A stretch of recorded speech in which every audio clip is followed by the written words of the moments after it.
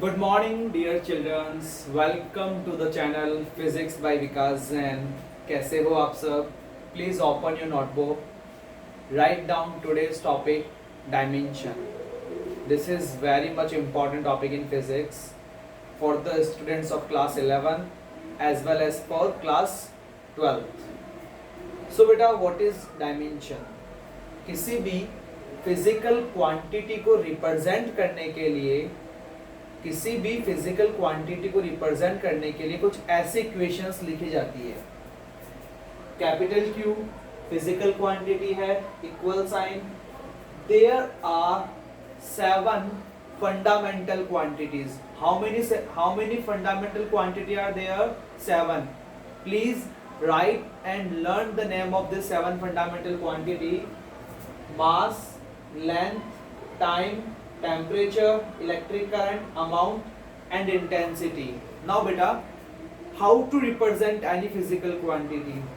mass के लिए आप यूज करोगे m to the power a, length के लिए l to the power b, time के लिए t to the power c, temperature के लिए Kelvin k to the power d, electric current ampere to the power e, amount mole to the power f, intensity candela cd to the power g. Depending on the requirement, हमें जरूरी नहीं है कि हम 7 quantities को एक साथ लिखें. Depending on the requirement we will write it. अब कैसे समझाता हूं आपको. डायमेंशनल इक्वेशन क्या है? ये dimensional equation physical quantity is equal to big bracket, और जब यहाँ पे आप एम एल टी के ए मोल सी डी लिखते हो, इस कंप्लीट को क्या बोलते हैं बेटा?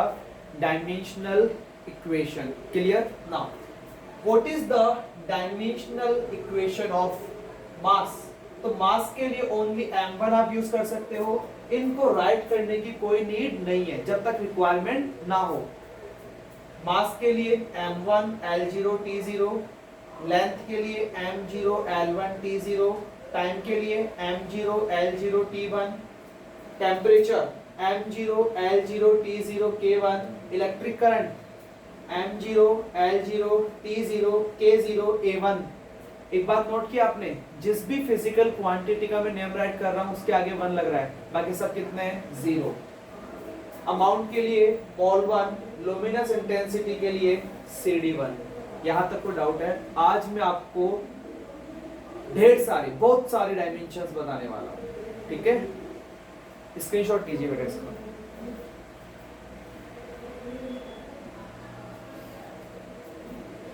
ओके बेटा, I have written some physical quantity on the board. रटना नहीं है, थोड़ा सा समझना, बहुत मजा आने वाला है. डिस्टेंस ऑब्लिक डिस्प्लेसमेंट बेसिकली है क्या? ये लेंथ है, और लेंथ की डायमेंशन क्या बताई थी मैंने आपको? L1. So simply put here L1. Clear? Speed oblique velocity. Speed क्या होता है बेटा? डिस्टेंस अपॉन टाइम, और वेलोसिटी क्या होता है? Displacement upon time. एक बात नोट किया आपने, न्यूमरेटर में क्या है? लेंथ है L1, और टाइम के लिए t1.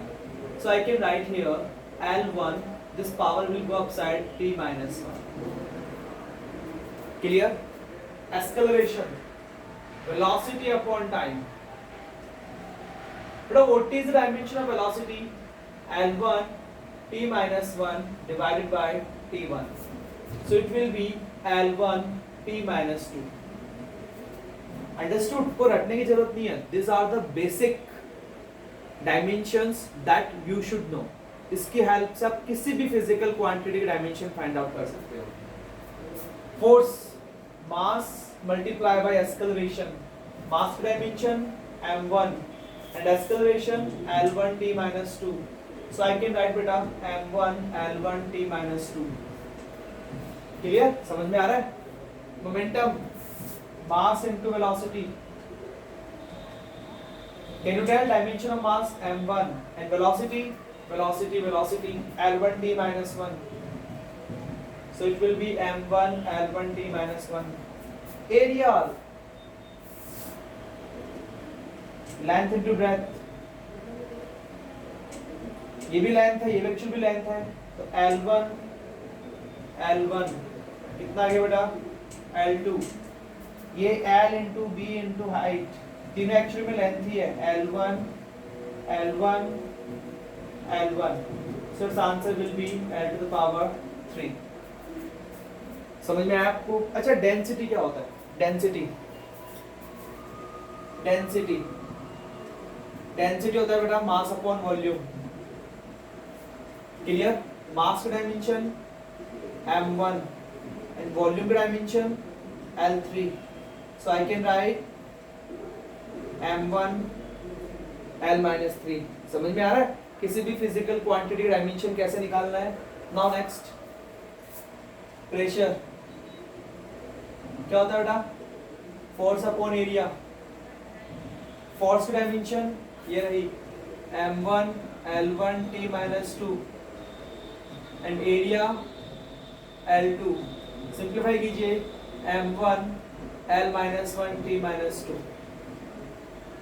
Understood? Please take a screenshot.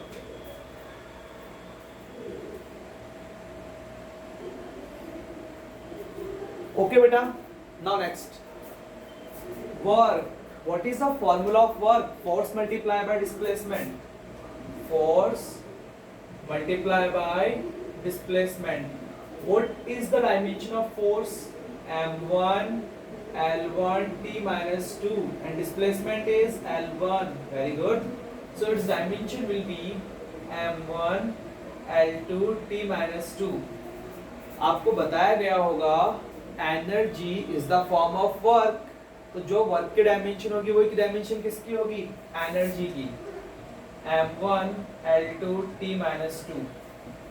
Power, rate of doing work, work done upon time. What is the dimension of work?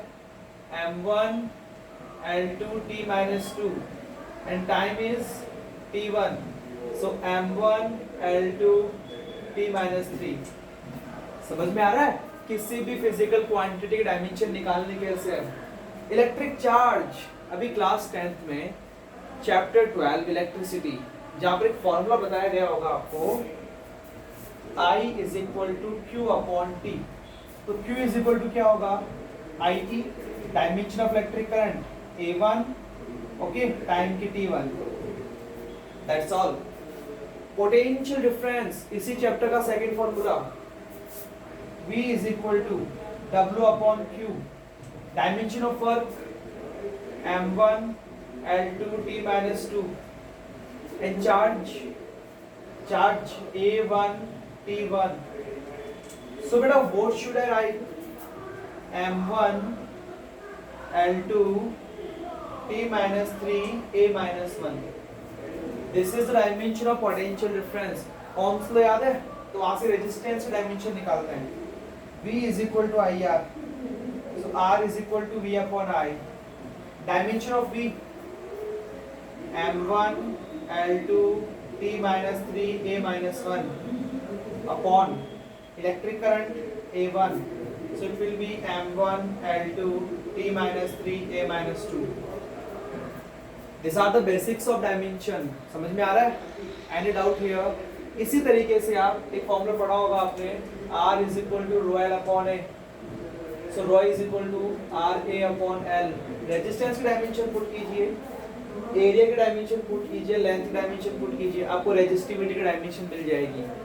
एक फॉर्मूला था बेटा फोर्स ऑफ ग्रेविटेशन का, F is equal to G m1 m2 upon R square. आपको इसकी dimension बतानी है।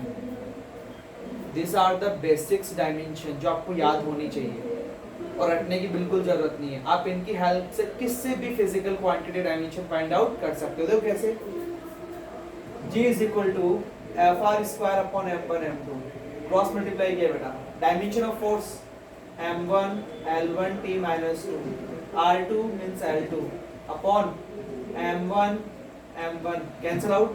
अब क्या बचा? m-1 L3 T-2। This is the dimension of universal gravitational constant. Dimension of acceleration due to gravity small g, इसकी dimension वही होगी जो एक्सेलरेशन की है। L1T minus 2. Now understand? Please take a screenshot.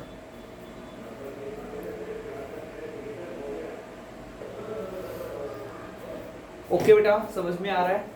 चलो एक बात बताओ, मैंने कुछ लिखा है बोर्ड पे, क्या आपको पता है? As all we know length is equal to 1 metre है, तो मीटर को सेंटीमीटर में कन्वर्ट करने के लिए आप 100 से मल्टीप्लाई करते हो, आप सबको पता है, ठीक है। एल क्या है? फिजिकल क्वांटिटी, N1 ये न्यूमेरिकल वैल्यू, मीटर यूनिट 1,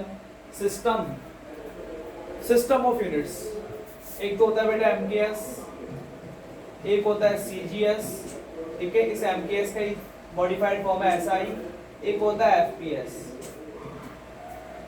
ठीक है। MKS सिस्टम में क्या होता है, जो लेंथ होगी वो किस में होगी? मीटर में, मास किलोग्राम में, टाइम सेकंड में। CGS में लेंथ सेंटीमीटर में, मास ग्राम में और टाइम सेकंड में। लेंथ फुट में, मास पाउंड में और टाइम सेकंड में। तो ये बेटा डिफरेंट यूनिट्स है, ये आपकी SI और MKS है और ये आपकी CGS है। तो N2 क्या है? सेकंड सिस्टम में न्यूमेरिकल वैल्यू और ये सेकंड सिस्टम की यूनिट। क्लियर? अब डायमेंशन की हेल्प से हम कैसे यूनिट कन्वर्ट करेंगे, आपको ये तो पता है। बताओ, न्यूटन को आप उसकी CGS यूनिट में कैसे कन्वर्ट करोगे? आता है आप सब बच्चों को? नहीं आता ना, मैं सिखाऊंगा आपको। देखिए, N1 एज इट इज, यहां लिखो बेटा M1 to the power A, L1 to the power B, T1 to the power C। Clear? N2, ठीक है, M2 to the power A, L2 to the power B, T2 to the power C। Power तो वही रहेगी A, B, C, P physical quantity तो एक ही है। अगर आपको N2 निकालना है तो इसको यहाँ शिफ्ट कर दो, पता है आपको। N1 निकालना है तो इसको यहाँ शिफ्ट कर दो। अब मैं आपको बहुत सिंपल सा लॉजिक आज सिखाने वाला हूँ, अब कभी नहीं अटकोगे, देखना। इसको मान लेते हैं अपन MKS, इसको मान लेते हैं अपन CGS। सुना बेटा बहुत अच्छे से। N1, M1 की जगह लिख दो 1 किलोग्राम, और 1 किलोग्राम में कितने ग्राम होते हैं? 1000 gram to the power A। Length किसमें बताई मैंने? मीटर में, और 1 मीटर में कितना centimetre? 100 centimetre to the power B, और टाइम आपका 1 second to the power C। ये आपका N2, इसमें मास किसमें होगा? ग्राम में, तो 1 gram to the power A, 1 centimetre to the power B and 1 second to the power C। Any doubt here? अगर आपसे पूछा जाता है कि आप 1 न्यूटन को CGS में कैसे कन्वर्ट करोगे? 1 न्यूटन मतलब आपको MKS की वैल्यू गिवन है, देखो इधर 1 फोर्स दिया हुआ है 1 न्यूटन, मतलब इसका SI या MKS, SI और MKS। आपको इसको CGS में कन्वर्ट करना है, तो आपको N2 की वैल्यू फाइंड आउट करनी होगी।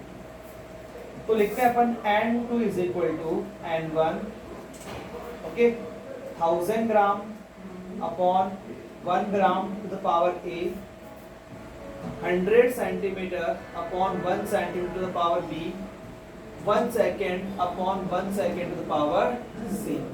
ये तो कैंसिल आउट हो गया, 1 अपॉन 1 1, और 1 की पावर कुछ भी होगी तो 1 ही आएगा। अब बचाइए, देखते हैं फोर्स की डायमेंशन क्या होती है, बताओ जल्दी से। M1 L1 T minus 2, तो A कितना है? 1, B कितना है? 1, पुट कर दो। N2 इज इक्वल टू, और N1 कितना है बेटा? 1,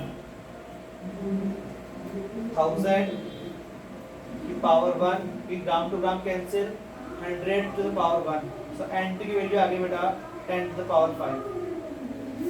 मतलब आपको इस फैक्टर से मल्टीप्लाई करना होगा अगर आपको MKS से CGS में जाना है। इसी तरीके से आप एनर्जी 1 जूल को CGS में कन्वर्ट करने के लिए बताइए किससे मल्टीप्लाई करोगे? बहुत आसान है बेटा जी, देखो कुछ भी नहीं करना हमें, इसको इरेज करता हूं मैं, यहां लिख दो एनर्जी 1 जूल, ठीक है। एनर्जी का dimension M1 L2 T minus 2, A तो हो गया 1, B हो गया 2, C से अभी कोई मतलब ही नहीं है, ठीक है। तो A की जगह 1 और B की जगह 2, ठीक है। तो यहाँ पे आ जाएगा आपके पास 10 to the power 7 because 1000 multiply by 100 multiply by 100। क्या आपको डायमेंशन की पहली एप्लीकेशन आई समझ में? Any doubt? Please take a screenshot.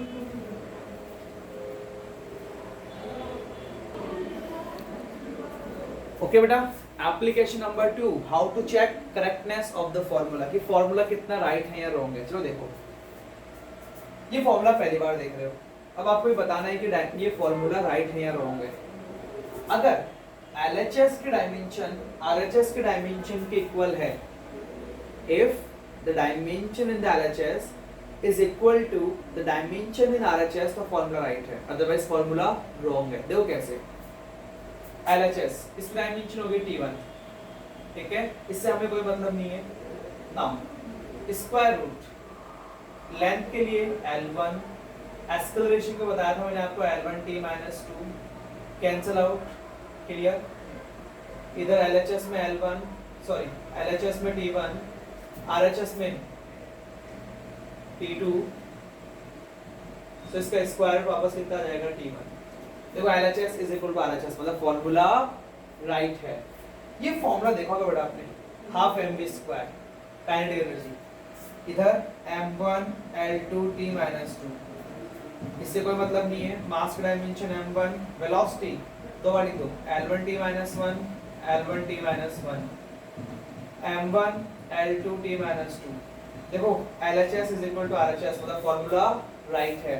Potential energy mgh, m1 L2t-2, mass dimension m1, acceleration of gravity L1t-2, और ये आपका L1 कितना आ गया m1 L2t-2, फॉर्मूला राइट है। इसको देखो, मोमेंटम mv होता है mv² होता है, चेक करते हैं। मोमेंटम की डायमेंशन बताइए जल्दी से, मोमेंटम क्या होता है? Mass into velocity, m1 L1t-1, इसका देखो बेटा m1 L2t-2, चेक करना कि दोनों डायमेंशन इक्वल है, नहीं है, मतलब फॉर्मूला रॉन्ग है। आज आपको अच्छे तरीके से डायमेंशन का वीडियो एटलीस्ट 2 टाइम्स देखना। यहाँ तक को डाउट, आपको जो भी डाउट है आप मुझे मेरे व्हाट्सएप नंबर पर सेंड कीजिए, नंबर है 8963094811। क्लियर। सेकंड वीडियो जो डायमेंशन का अपलोड होगा वो थर्ड एप्लीकेशन के साथ में होगा, with some numericals will be there. Thank you so much, have a nice day.